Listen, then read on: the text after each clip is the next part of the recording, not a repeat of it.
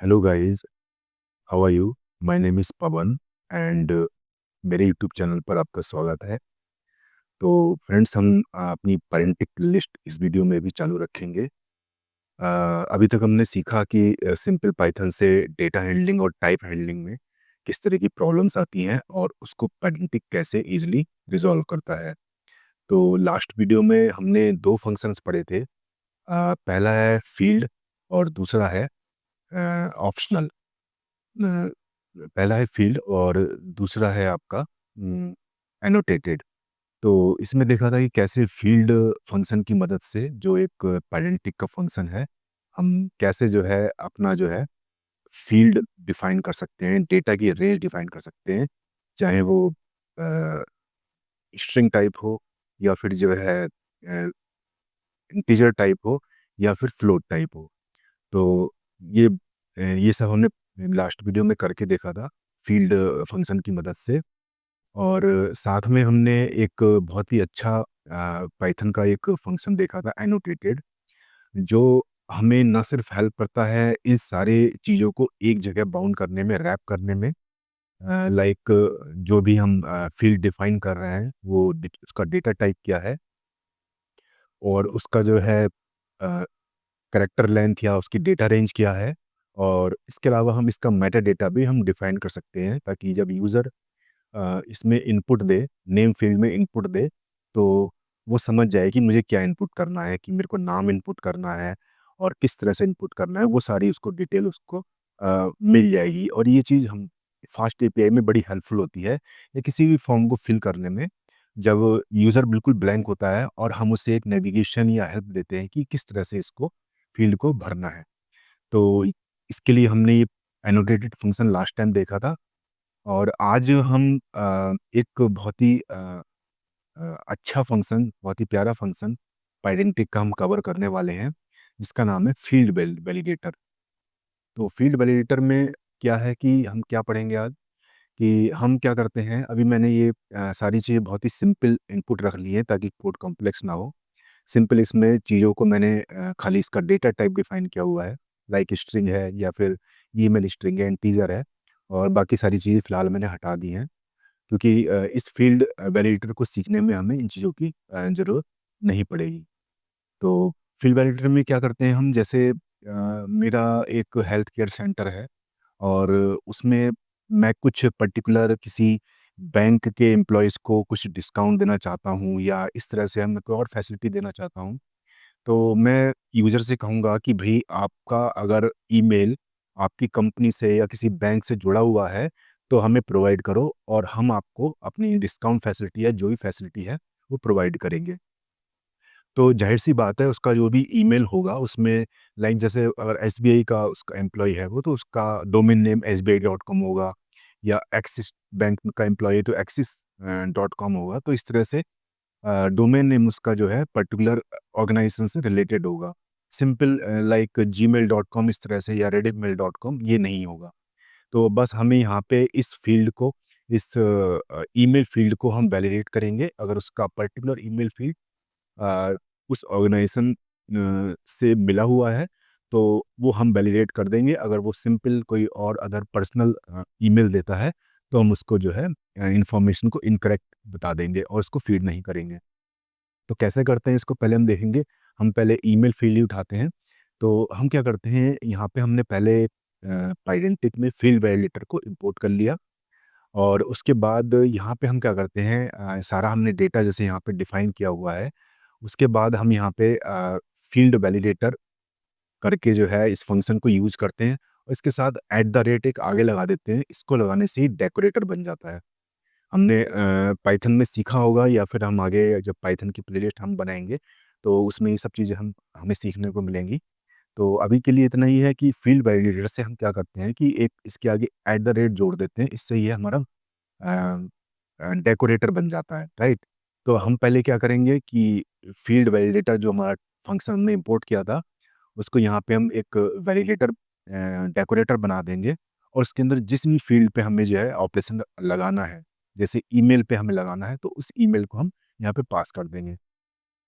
उसके अलावा इसी तरह से सिंपल वे में हम जो है एक क्लास मेथड बनाएंगे, उसको भी डेकोरेटर बना देंगे एट द रेट लगा के, राइट।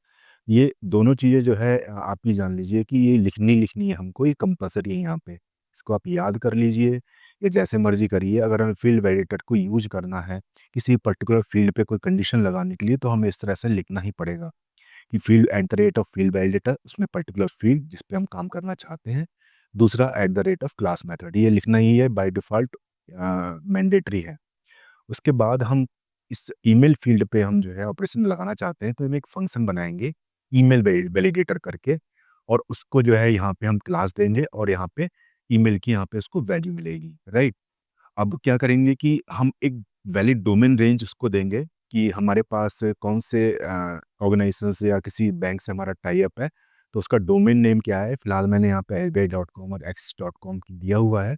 इस पे आप कितनी भी रेंज बढ़ा सकते हैं, जितने भी आपके जो एग्रीमेंट किसी से हुए हैं ऑर्गेनाइजेशन से, तो उसके हिसाब से आप यहाँ पे फीड कर सकते हैं।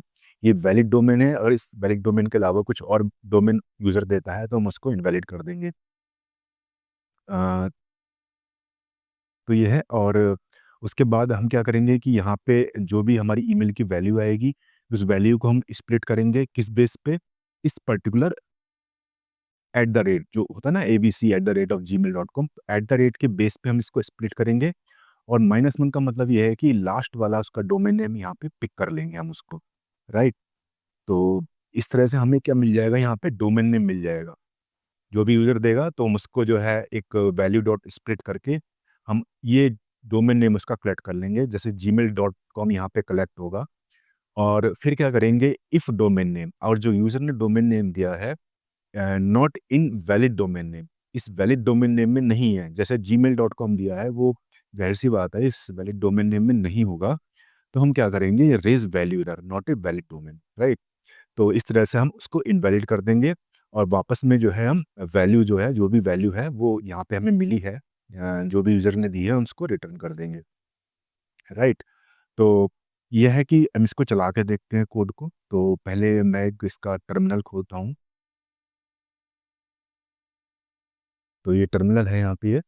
तो मैं इस कोड को रन करता हूँ। अभी हम खाली इसी फ़ील्ड को हम टैकल कर रहे हैं। उसके अलावा और भी मैंने वैलिडेटर बनाए हुए हैं कि किसी और फ़ील्ड पे हमें कुछ काम करना है। तो इसको मैं चलाता हूँ। यहाँ पे मैंने जो पास किया हुआ है फ़ील्ड एक देख सकते हैं आप, यहाँ google.com मैंने किया हुआ है। तो ज़ाहिर-सी बात है ये डोमेन नेम जो है sbi.com या दूसरा जो है axis.com नहीं है, तो ये एरर देगा। देखते हैं। तो ये हमारा रन हो गया। इसमें देखते हैं क्या दे रहा है ये।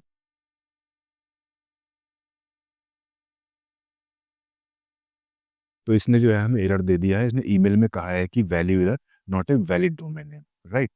तो इस तरह से हम एरर दे देगा और हमारी वैल्यू एंटर नहीं करेगा। इसकी जगह अगर हम कोई वैलिड डोमेन जो हमारा डिफाइन है उसको देते हैं, लाइक यहाँ पे मैं अगर sbi.com कर देता हूँ, SBI, राइट। मैं इसको सेव करता हूँ। अब देखिए जब ये लेगा तो उसको ये वैलिडेट कर देगा। तो यहाँ पे आप देखिए इसने जो है इसको वैलिडेट कर दिया है, और यहाँ पे प्रिंट करके भी इसने दे दिया है। तो आप देख सकते हैं कि हमने एक तरह से यहाँ पे एक वैलिडेशन लगा दिया है कि अगर एक ईमेल जो है एक पर्टिकुलर डोमेन नेम का कंटेन करता है, तभी हमारा ये इंफॉर्मेशन फीड होगी। उसी तरह से हमने एक और बनाया है नेम फील्ड के ऊपर। नेम फील्ड में सिर्फ हमने इतना किया है, सेम मेथड है, सेम तरीका है। इसमें एक फंक्शन बनाया है ट्रांसफॉर्म नेम करके। ये दोनों चीज़ें मैंडेटरी हैं, क्लास लिखना ज़रूरी है यहाँ पे बाय डिफ़ॉल्ट। और वैल्यू वो होगी जो हमें यहाँ से यूज़र देगा वैल्यू हमें। यहाँ पे नेम मिलेगा हमें, और उस वैल्यू को हम जो है अपर मतलब इसको अपर केस में करके हम रिटर्न कर देंगे। जैसे अभी मैंने जब कोड चलाया था, तो इसमें आपने देखा होगा कि बाय डिफ़ॉल्ट इसमें पूरा कोड चला है। तो ये नाम मैंने स्मॉल लेटर में दिया था, इसने इसको कैपिटल लेटर में कन्वर्ट कर दिया। तो यहाँ पे मैंने नाम देखिए यहाँ पे स्मॉल लेटर में दिया था, और इसने जो है इस वैलिडेटर को यूज़ करके, ये नेम वैलिडेटर को यूज़ करके इसने इसको अपर में कन्वर्ट कर दिया है। तो हम इस मतलब डेटा को ट्रांसफ़ॉर्म भी कर सकते हैं। उसके अलावा एक और जो है चीज़ हमें सीखनी है कि ये हम जैसे ही बनाते हैं, जैसे हमने एक और फ़ील्ड वैलिडेटर बनाया ऐज पे। तो ऐज पे हमने यहाँ पे जितने भी बाय डिफ़ॉल्ट होते हैं, हम जैसे पाइडेंटिक में जितना भी डेटा कन्वर्जन हमारा रहता है, तो वो कन्वर्ट करने के बाद होता है हमारा। हम जैसे कोई भी पाइडेंटिक का हम कोई भी यूज़ कर रहे हैं यहाँ पे, जैसे हमने ये यहाँ पे सॉरी ये एज यूज़ की थी, तो एज इंटीजर मैंने डिफाइन करी है, तो क्या करेगा, जैसे यहाँ पे इंटीजर डिफाइन करी है मैंने, लेकिन मैं यहाँ पे इसको दे रहा हूँ कैसा, यहाँ पे मैं स्ट्रिंग दे रहा हूँ। तो ये क्या होता है कि बाय डिफ़ॉल्ट पहले जो है इसको जो है कन्वर्ट करेगा इंटीजर में, उसके बाद मुझे जो है ये वैल्यू देगा। अब इसमें मैंने इसको क्या किया है कि बाय अब जैसे फील्ड वैलिडेटर में क्या होता है कि ये आफ्टर करके कन्वर्जन सेट रहता है इसका। जब भी देगा जो कन्वर्ट करने के बाद जो वैल्यू होगी वही हमें रिटर्न करेगा, ठीक है? तो यहाँ पे आफ्टर सेट क्या हुआ है, इसलिए जो है हमारा ये स्ट्रिंग को इंटीजर में एज एज जो हमारी स्ट्रिंग है, इसको इंटीजर में कन्वर्ट करके ये हमें यहाँ पे ये 45 इसने दे दिया। लेकिन अगर मैं यहाँ पे इसको आफ्टर की जगह मैं इसको बिफोर कर दूँ यहाँ पे, राइट?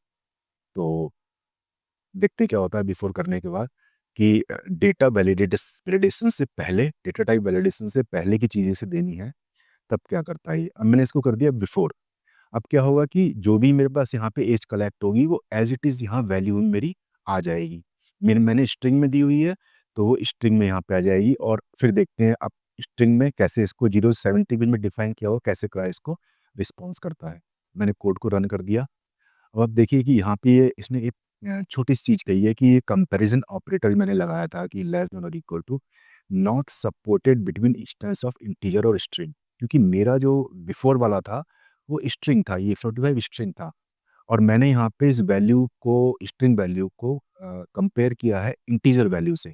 0 70 इंटीजर है, तो और यहाँ पे मैं डेटा टाइप कन्वर्जन से पहले बिफोर मैं इसको अप्लाई कर रहा हूँ, तो इसने एरर थ्रो कर दिया। अभी मैं इसको जैसे ही मैं इसको आफ्टर करता हूँ, जैसे ही मैं इसको आफ्टर करता हूँ, आफ्टर, राइट? तो ये हो गया, मैं इसको सेव करता हूँ। आफ्टर का मतलब है कि अब क्या करेगा, पहले ये डेटा टाइप कन्वर्ट करेगा यहाँ पे इंटीजर में। अगर फ्लोट में फ्लोट वैल्यू होगी तो फ्लोट में कन्वर्ट करेगा, अभी एज हमारे इंटीजर में, तो इंटीजर में कन्वर्ट करेगा, और वही जो यहाँ पे जो वैल्यू इंटीजर में आ रही है उसी वैल्यू को यहाँ पे कंपेयर करेगा, और कंपेयर करने में उसको कोई दिक्कत नहीं है, क्योंकि इंटीजर वैल्यू को इंटीजर से कंपेयर करने में कोई दिक्कत नहीं है। तो ये कोड मेरा प्रॉपर्ली रन करना चाहिए। देखिए मैंने रन किया और मेरा कोड यहाँ पे सक्सेसफुली रन हो गया और इसने 45 वैल्यू दे दी, राइट? तो ये मेरे को आज आपको पढ़ाना था, इसमें फील्ड वैलिडेटर का यूज़ करके हम कितने ही किसी भी फील्ड पे अपना जो है कस्टम लॉजिक अप्लाई कर सकते हैं, और बड़ा ही हेल्पफुल है। जब हम बिज़नेस यूज़ केस में जाते हैं तो कई तरह के हमें कस्टम जो है वैलिडेशन लगाने पड़ते हैं अपने इनपुट डेटा पे, ताकि जो है वही डेटा हमें मिले जो हमारे अकॉर्डिंग है। बाकी डेटा अगर इस तरह अदर डेटा कोई फीड होता है तो एरर थ्रू कर देगा और उसको फीड नहीं करेगा। तो ठीक है, आपने ये फील्ड वैलिडेटर फंक्शन आज बहुत अच्छे से समझ लिया होगा। आप चाहें तो और किसी भी फील्ड पे इस तरह का ये सिंपल सा फंक्शन लगा के 2 चीज़ें आपको मस्ट अप्लाई करनी है यहाँ पे, और यहाँ पे जो है फील्ड नेम देना है, उसके बाद एक कस्टम कोड या फंक्शन बना के आप उस पे लॉजिक अप्लाई कर सकते हैं। तो गाइज़ यहाँ आज के लिए इतना ही। आई थिंक वीडियो 13-14 मिनट का हो चुका है। मैं इससे लंबे वीडियो नहीं बनाता, ताकि आपको छोटे-छोटे वीडियो में छोटे-छोटे कोड के माध्यम से चीज़ों को समझने में हेल्प मिले। हम अपनी पैरेंटी की प्लेलिस्ट अगले वीडियोज़ में भी चालू रखेंगे। सो आप जो है चैनल को सब्सक्राइब कर लीजिए और बेल आइकन ज़रूर दबा दीजिए, ताकि अगले वीडियो का नोटिफिकेशन आपको मिल जाए। तब तक के लिए bye bye and thanks for watching my video.